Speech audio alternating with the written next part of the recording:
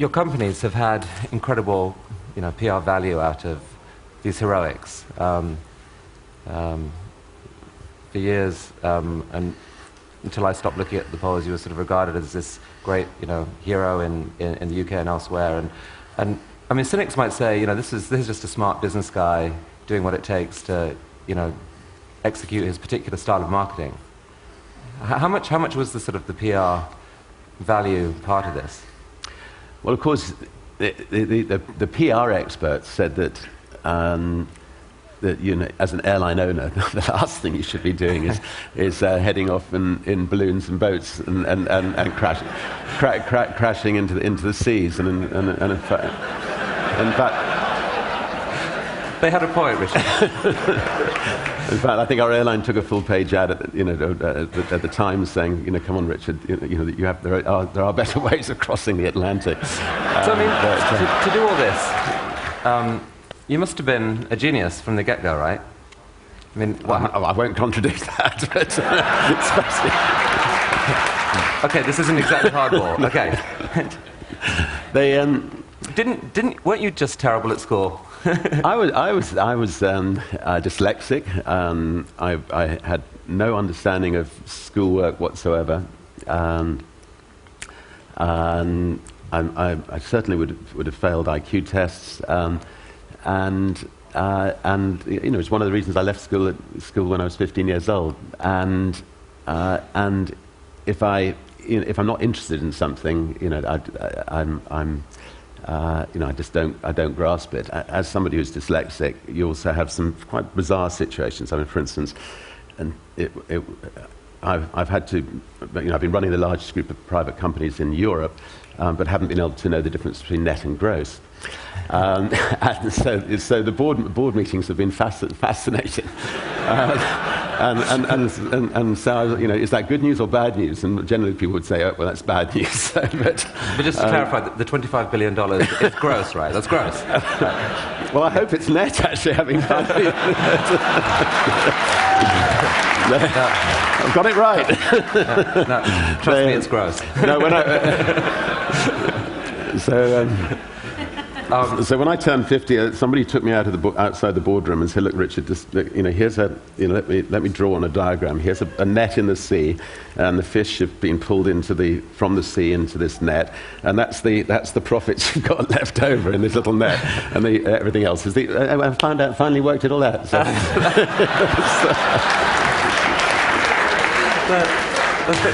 But I mean, at school, so as well as being, doing pretty miserably academically, but you were also like the captain of the cricket and football team. So you were kind of you're a natural leader, and but just a bit of were you a rebel then, or how would you? Yeah, I think I was a bit of a maverick, but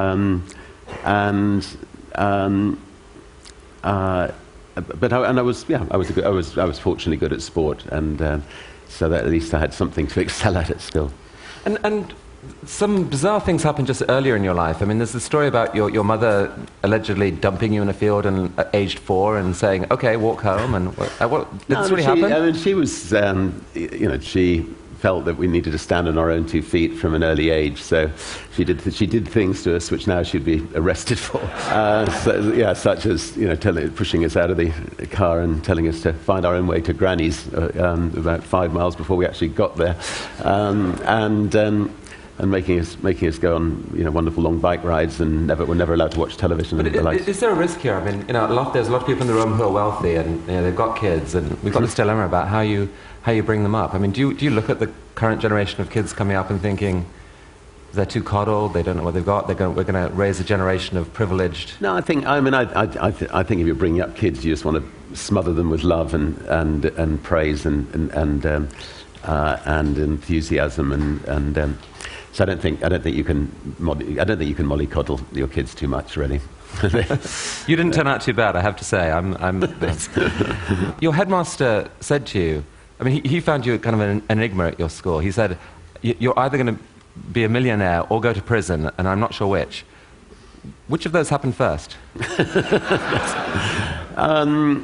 Well, I've done both. I think I went to prison first. I was actually prosecuted under 2 quite ancient acts in the UK.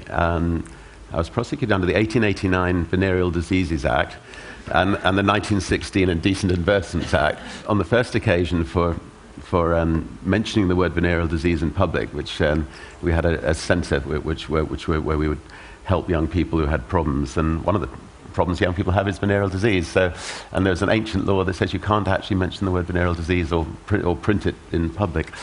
So the police knocked on the door and told us they were going to arrest us if we carried on mentioning the word venereal disease. We changed it to social diseases, and people came along with acne and spots, but nobody came with VD anymore. So we put it back to VD and promptly got arrested. And then subsequently, never mind the bollocks, here's the Sex Pistols, the word bollocks. The police decided was a rude word, and so we were arrested for using the word bollocks on the Sex Pistols album. And John Mortimer, the playwright, defended us, and he asked if I could find a linguistics expert to come up with a different definition of the word bollocks. And so I rang up Nottingham University, asked to talk to the professor of linguistics, and he said that bollocks is not is nothing to do with bulls whatsoever. It's actually a nickname given to priests in the 18th century. And he went furthermore, I'm a priest myself, and so I said, well, would you mind coming to the court? And he said he'd be delighted. And I said, he said, would you like me to wear my dog collar? And I said, yes, definitely, please. That's great. So our key witness was argued that it was actually, never mind the priest, here's the Sex Pistols, and the judge reluctantly found us not guilty. So. That is outrageous.